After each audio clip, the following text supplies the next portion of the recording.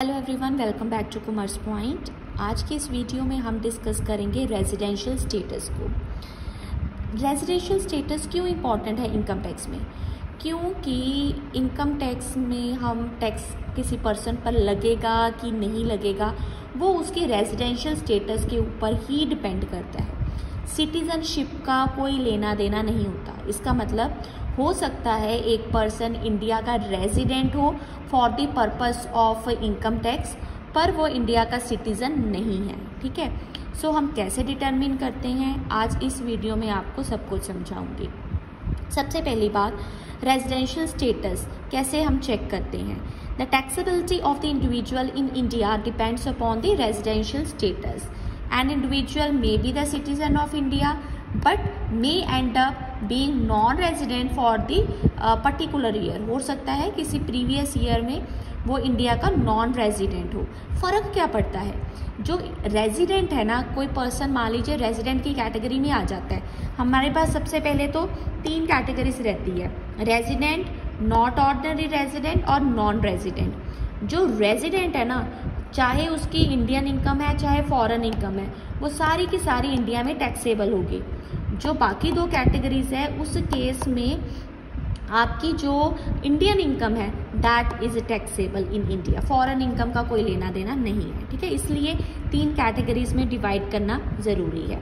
तो हम यहाँ चलते हैं, how to determine the residential status. 3 status हो गए, resident, not ordinary resident and non resident.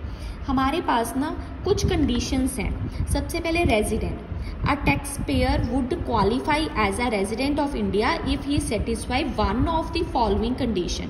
ये 2 कंडीशन है, अगर दोनों में से वो किसी एक कंडीशन को भी क्वालिफाई कर जाता है, सेटिस्फाई कर जाता है, then the person is resident of India.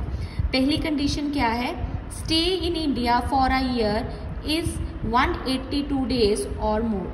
सो पिछले साल वो इंडिया में 182 दिन कम से कम रहा हो। ठीक है, इससे ज़्यादा चल सकता है। जहाँ फिर दूसरी कंडीशन क्या है? और आ गया ना वर्ड, और का मतलब है इन दोनों में से कोई भी पूरी हो जाए ना तो चलेगा। दूसरी कंडीशन क्या है? पिछले साल वो इंडिया में 60 डेज रहा हो, मतलब कि तकरीबन 2 महीने।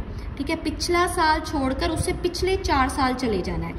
फॉर इमीडिएट प्रीसीडिंग ईयर में वो 365 डेज के लिए रहा हो। ठीक है, मैं थोड़ा सा ना लिख कर आपको बता देती हूँ, थोड़ी सी क्लैरिटी होगी।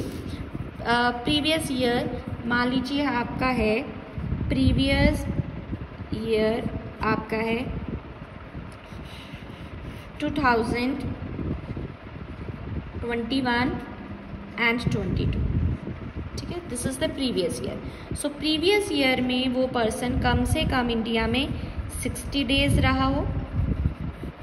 ठीक है, 60 डेज, और उससे पिछले 4 सालों में, पिछले 4 साल क्या हो गए? 20, 21, 19, 20, 18, 19 और 17, 18। ठीक है, इन 4 सालों में टोटल करके ना वो कम से कम 365 डेज इंडिया में रहा हो। तो इन दोनों में से अगर कोई भी कंडीशन पूरी हो जाती है, the person is known as the resident, Indian resident. फिर तो चाहे इंडियन इनकम है चाहे फॉरेन इनकम है, that will be taxable in India. ठीक है, अब ये है बेसिक कंडीशन। एडिशनल 2 कंडीशन और होती हैं। ठीक है, अगर आप ये दोनों पूरी कर लेते हैं तो आप किस कैटेगरी में आ जाते हैं? You will be under the category of ordinary resident. If a person qualify as a resident, resident तो वो बन गया है। ठीक है, the next step is to determine if he और she is the resident, ordinary resident ROR है, या फिर नॉट ऑर्डिनरी रेजिडेंट की कैटेगरी में है।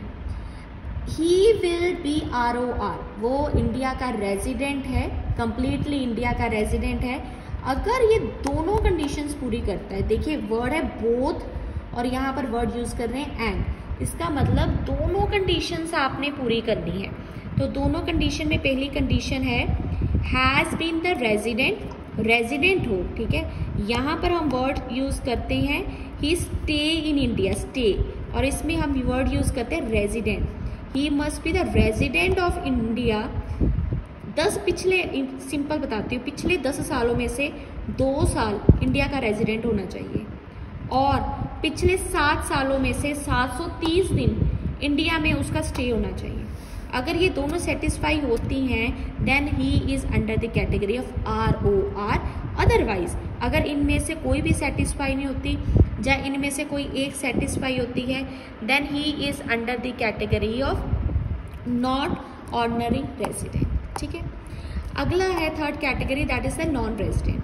N individual satisfying neither of the condition stated A और B, ना तो वो ये सेटिस्फाई करता है ना वो ये सेटिस्फाई कर रहा है, तो ही इज़ द नॉन रेजिडेंट। ठीक है, सिंपल। कोई भी डाउट होगा ना तो मुझे क्या कर देना, आप कमेंट कर देना, मैं आपको कमेंट सेक्शन में पॉइंट्स को क्लियर करवा दूँगी। ठीक है, अच्छा एक पॉइंट ना और आपने समझना है कि कुछ ना अमेंडमेंट्स हुई 2021 में, ठीक है, फाइनेंशियल ईयर 2021 में। उस अमेंडमेंट के अकॉर्डिंगली ना ये आपने टेबल याद करना है। Period of stay in India in the current financial year और रेजिडेंशियल स्टेटस, अगर तो 182 डेज या फिर मोर रहा है तो वो रेजिडेंट है। अगर इससे कम है फिर हम क्या करेंगे, 2 कैटेगरीज में आ जाएगा। लेस देन 128 डेज, 120 डेज वाली जो कंडीशन है, 120 दिन वाली कंडीशन, ये नहीं आई है। सो अगर तो 120 से कम दिन के लिए इंडिया में रिजाइड कर रहा है तो ही इज़ द नॉन रेजिडेंट। ठीक है, इंडिया में स्टे जो है वो 120 दिन से कम है then he is the non resident. 120 दिन इससे ज़्यादा पर 182 दिन से कम है तो 2 कैटेगरीज में डिवाइड हो जाएगा।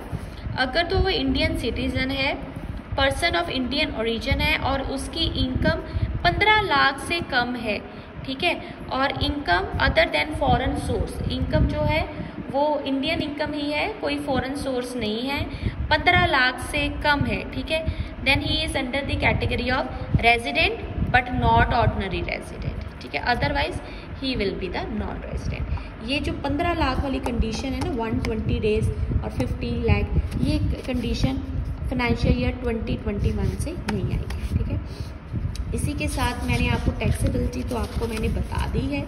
रेजिडेंट है तो a resident will be charge to tax in Indian as well as the global income, but NR और RNOR के केस में tax liability in India is restricted to their income which is on in India. So सिर्फ Indian income के case में वो taxable होगी। I hope you will like this video. If you like the video then don't forget to subscribe Commerce Point. आपको अगर notes चाहिए तो आप मुझे कमेंट सेक्शन में मैसेज कर सकते हैं। Thank you everyone.